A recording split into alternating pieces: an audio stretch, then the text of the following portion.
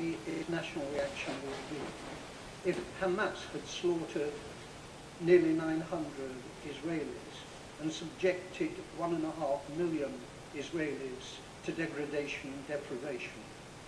Is it not an incontrovertible fact that Olmert, Livni and Barak are mass murderers and war criminals? Yes, and they bring shame on the Jewish people whose Star of David they use as a flag in Gaza, but whose ethos and morals goes completely against what this Israeli government is doing. Why won't the government recall our ambassador from Tel Aviv, ask the Israeli ambassador to leave, and above all, stop selling British weapons to the mass murderers that are taking so many lives and limbs in Palestine today? Even at this dark hour, Mr. Case, that it is only the President of the United States who has the means to secure the concessions from both sides that are necessary to achieve a viable Palestinian state and a lasting settlement. And is it not therefore welcome that President-elect Obama has said that despite all the many other challenges he faces, he will make this area an immediate issue of priority for him, in sharp contrast to the neglect of the current American administration? I was present some years ago in Jenin, when the siege of Jenin took place, and I saw there the refusal of the Israelis to allow humanitarian aid to help those who were injured and sick.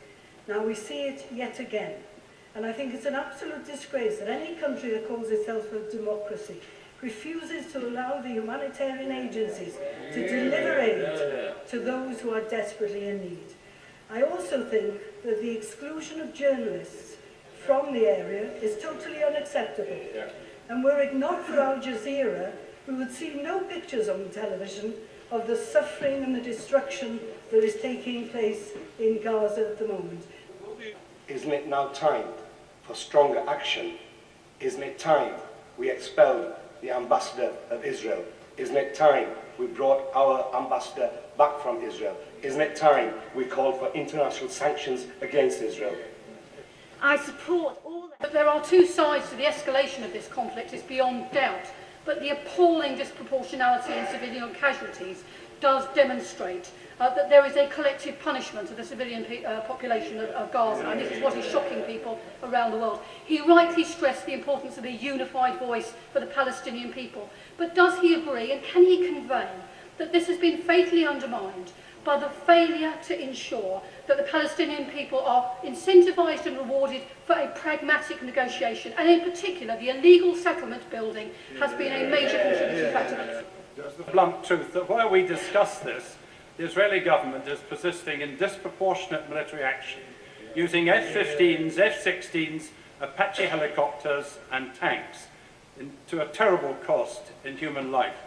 If any other democratic state was behaving in this way, would we not by now be considering what other economic and diplomatic steps are available to us? Is the government considering any such steps?